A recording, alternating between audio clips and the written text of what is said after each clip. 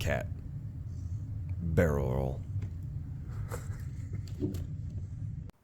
Okay, so this time I figured I'd show more of the box design process itself. Here I'm kind of starting with some pictures and some dimensions I got from the customer. Haven't seen the vehicle once again. Breaking up what space I have available into kind of basic geometric shapes and figuring out the kind of maximal airspace that I have available in there. Primarily I use like as simple as like Rockford Fosgate's website box wizard thing and like the 12volt.com's port wizard for like really rough calculations. Well, honestly, I build almost all my boxes just using those two things. I don't really need to use anything crazier. And then cut my top and bottom sheets just so I have a actual physical space to rework the design using actual dimensions. This way I can actually get the design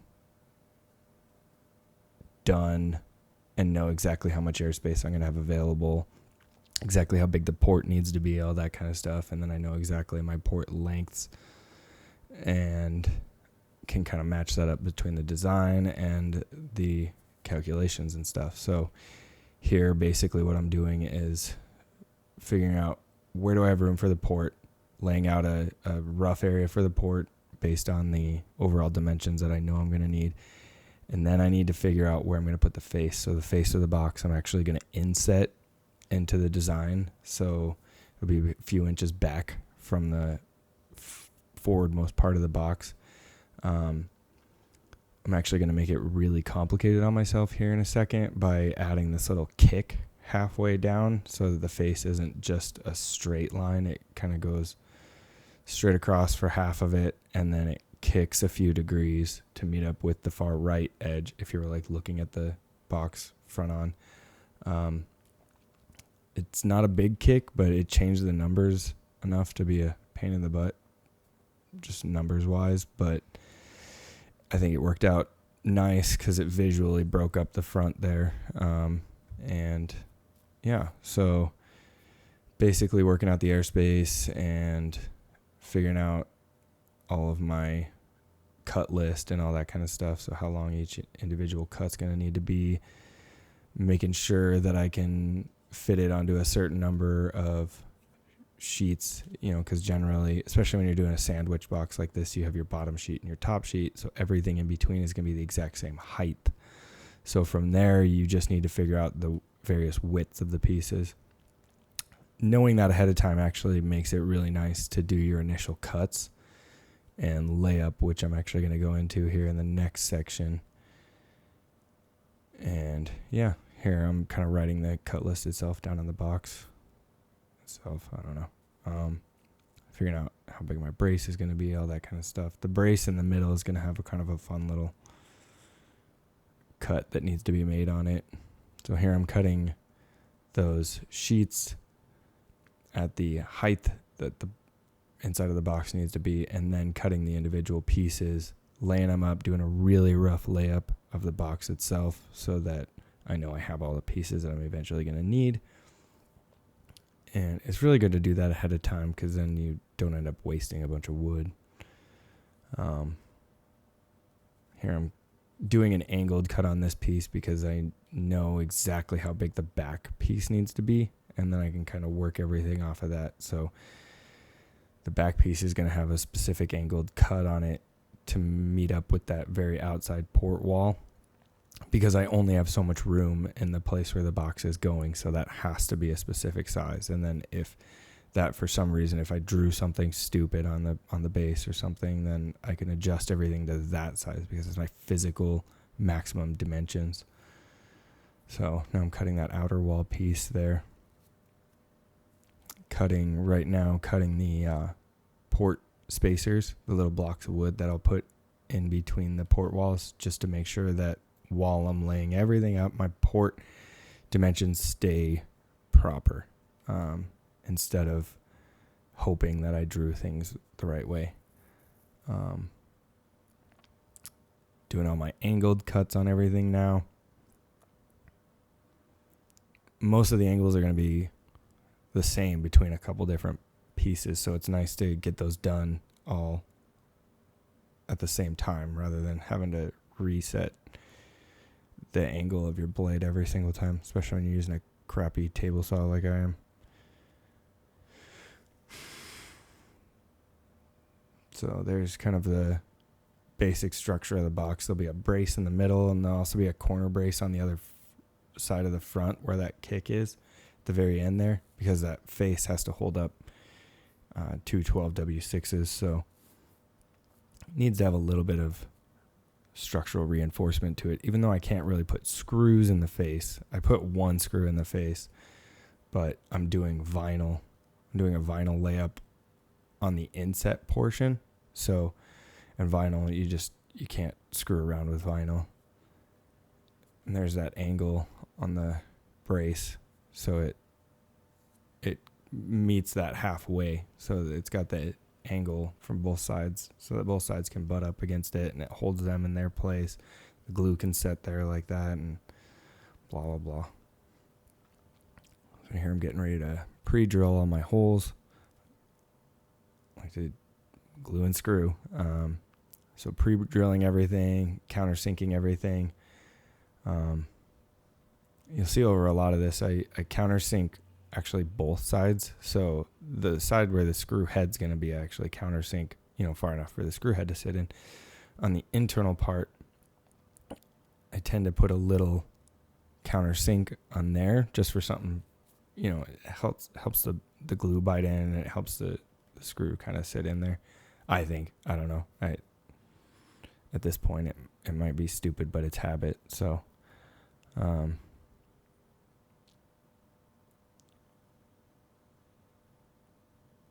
figuring out that other far port wall, or that other far wall's brace right there, cutting that. It was a goofy one to cut because it wasn't just a 90-degree corner there. So here I'm cutting out the inside of the braces because it's just a shared chamber box. So both the subs are sharing the same airspace. So, and then routering out the edges so that they're smooth on the inside. Now I'm getting ready to do all my actual initial screwing together of the box. So, I kind of put the thing together, 2 or 3 times over the course of building it, mainly so that, I do my initial layup, make sure everything fits, and then I actually pre-drill everything, screw everything together, get it all mounted up. Then all the screws kind of naturally sit where they want to sit. So all the pieces will kind of want to be where they need to be in the end. So I'm not screwing around with trying to hold things in place when I'm actually gluing everything. As we all know, glue is the strength. The screws or brad nails or whatever you decide to use are just there to hold things together while the glue dries. Marking everything. So once I've kind of got everything put together, I usually go over it with a pencil or a Sharpie and actually mark everything so that when it's time to glue, I have very obvious positions so I can quickly put things together and know if something's screwed up or not by seeing if it's sitting where it was when I initially put it together. Doing the screws on that internal board, which obviously means that all has to be screwed together before that outer port wall goes on. Marking the center line of that corner brace there, well, the corner piece, and then I'll do the center line for the corner brace itself. Stick a screw in it, call it a day. Glue hold it together. Doing that outer port wall.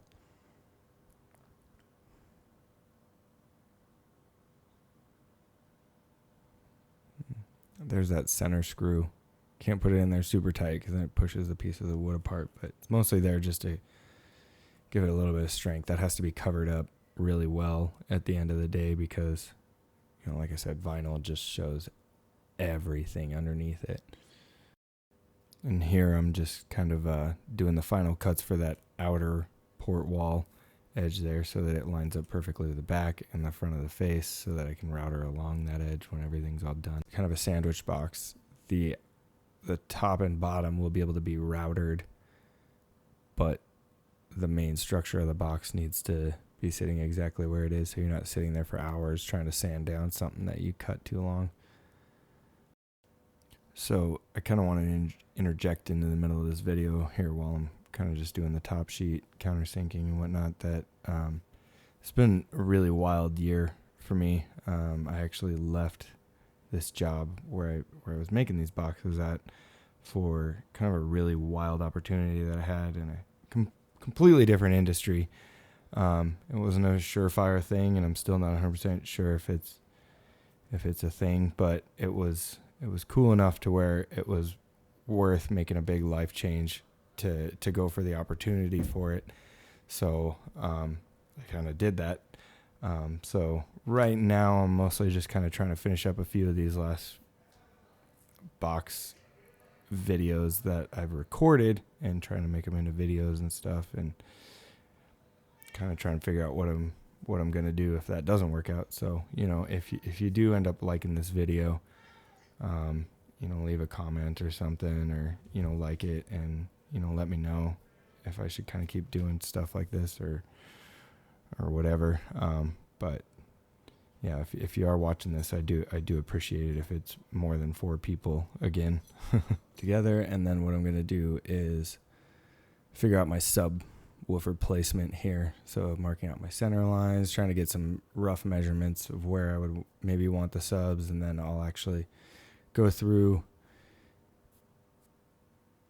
using the board that they come with as kind of a marking point, marking out its various axes so that I can quickly run it along that center line that I marked, and then mark out holes, and then take a look at it, maybe send some pictures to friends and be like, hey, what do you think? And then, so I came with a couple different spots and stared at it for a while, and then decided on this setup.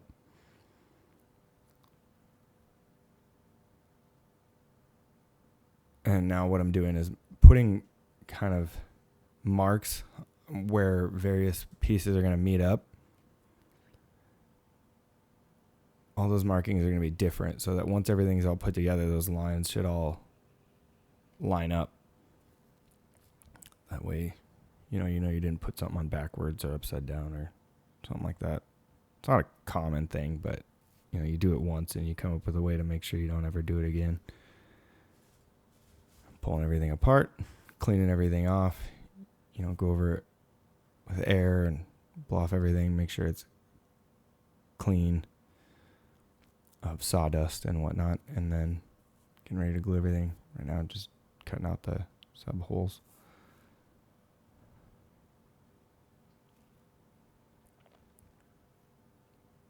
I think I may have needed to cut a new piece. I might have dropped one or something.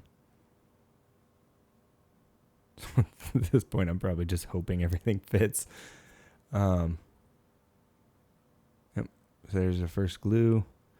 Get that end piece, and then glue on the back sheet. And then what I'll actually do is that outer port wall, I'll screw into place without gluing. So you actually see me take a chisel to the edge and get rid of the glue there. And then I'll put that outer port on, or that outer wall on, put my spacers in, put the inner wall stuff together,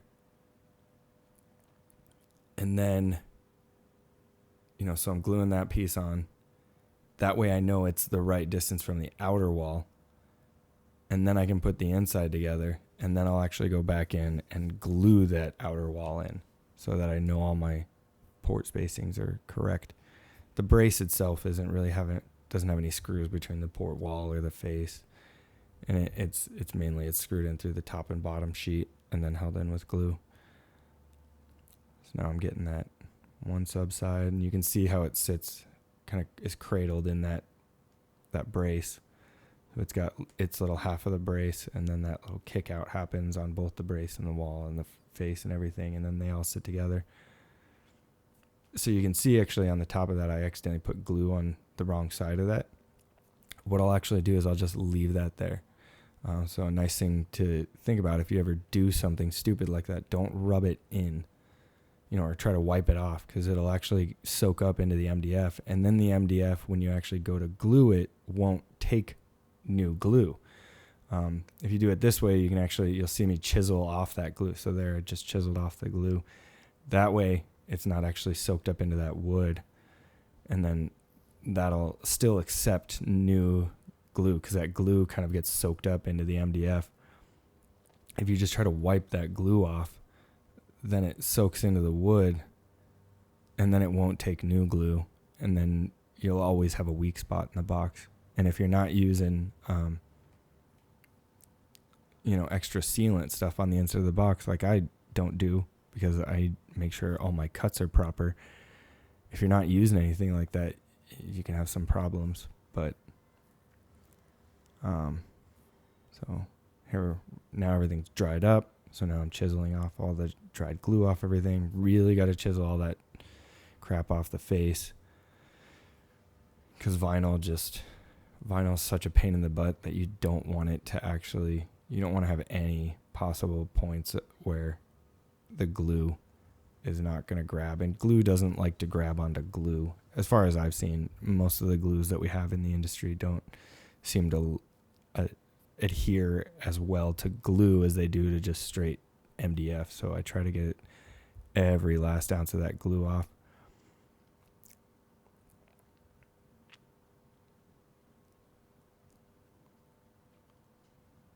And now I'm kind of putting glue back on everything, annoyingly, but I'll go back over it with sandpaper, but put glue back on it to make sure that everything's really smooth.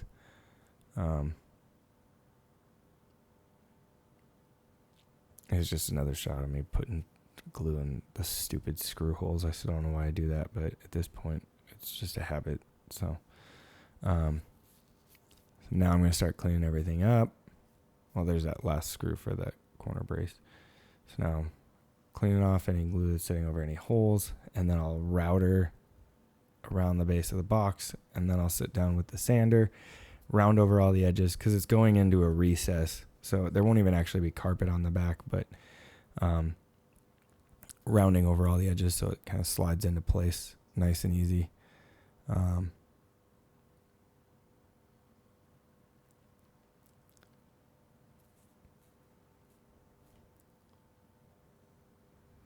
So when I have a box like this where part of it's not going to be covered in carpet, what I actually do, and I don't think you see it in this video, but what I generally tend to do is I'll spray clear coat or something over the exposed sections of the wood, because the glue in the carpet will do a decent job of keeping humid type moisture stuff off of the MDF, but any exposed MDF will just kind of soak up any humidity. So what I'll generally do is paint that with clear coat. Here I'm using pink paint.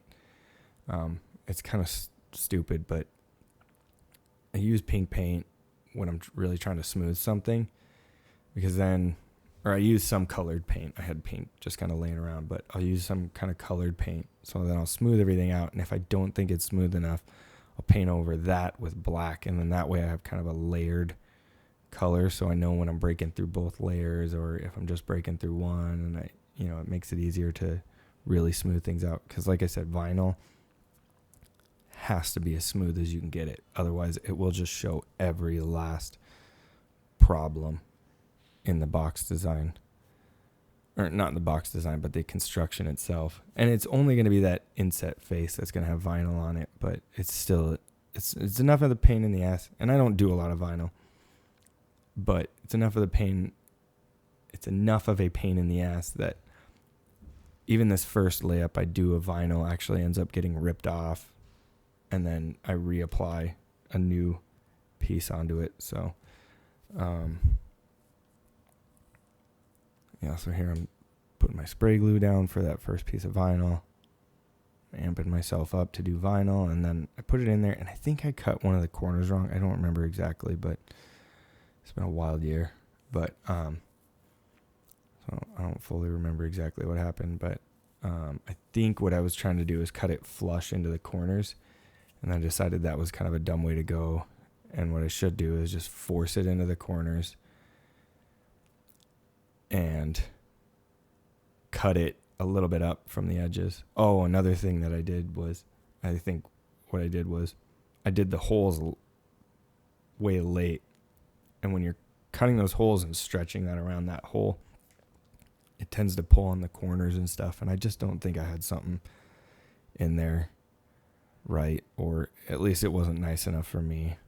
So, one little thing was making me mad looking at it. So now I'm kind of cutting away those edges and then I'm very quickly doing the sub cutouts.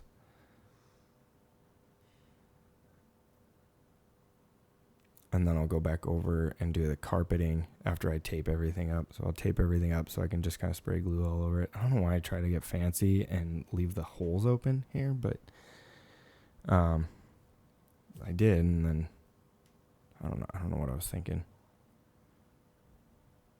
Sometimes the ADD just gets the better of you. The carpet, figuring out exactly how I want to wrap it. And then, decided to paint the port before carpeting. It's usually nice to do it that way because then you don't have to go in and edge it with a carpet in the way. Spray paint looks very obvious sometimes on carpet. Sometimes it doesn't, but sometimes you can just spray paint carpet and it turns out fine. But yeah, definitely putting tape over the porthole because glue just looks ugly in there. Whether you painted it or not, it'll either get in the way of the paint or it'll just be really obvious. Making sure I've got as much surface for the carpet to grab onto. And then pull out the carpet. And then I'll set the box down, figure out where exactly I need to put glue. And then I'll just put my glue down. And then I'll stretch it into the corners.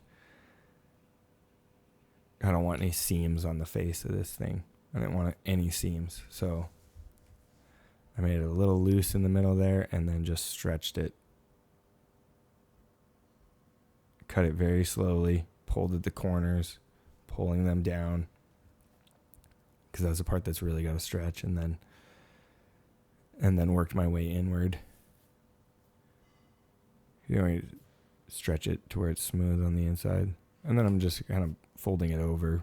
You won't see any of this part of the box. You'll only see the face of it. You'll only see that lip around the outside, the carpeting around the outside edge, and the vinyl face. But wrap over as much as I can. And like I said, I don't think I recorded me painting it, but or if you wanted to sound fancy, I coated it. So it's waterproof. Most of the time I just use clear coat or something, but something that'll seal it in. It's always nice when you're cutting seams and nobody's going to look at it, but you still want to make it as smooth of a seam as possible. Can't really see much here, so now basically what I'm doing is cutting off the excess carpet, and then I'll pull this all the way, and I'm really just hoping that the vinyl turned out looking good, and I think it did. This shot obviously kind of looks like crap, but I've got a few pictures at the end, and this next part where I'm laying out the subs and positioning them, I think they turned out looking nice. I'm always really careful when I lay out my subs. Jail's really good about setting it up. Gotta sign the inside. So Jail's always really good about making sure that their badge placements and stuff are pretty much centered, especially with the screw holes and whatnot. But not everybody is as good as Jail is at that. Jail has laser marks and stuff that they use at the factory to make sure everything's lined up. But even then, you still can't trust that.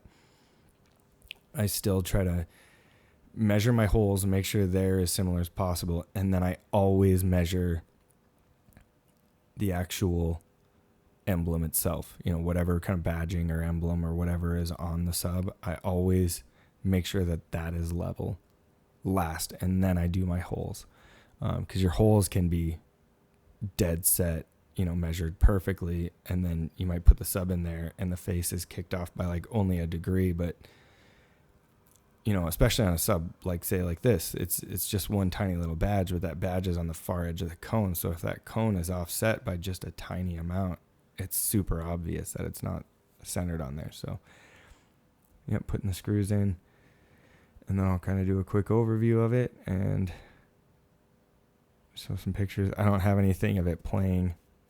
I'll probably do kind of an explanation video or something of all this stuff, but yeah, there's that little video of it. I think it turned out nice. It's really clean looking. Again, like I said in the other box, you do a whole lot of work so that at the end of it you don't notice any of it. It's just a couple subs in a box. Is what you're kind of hoping for. At the end of the day, none of the hard work is obvious, and it just looks like a really clean thing with a couple subs in it. So yeah, if you watch this one, thanks.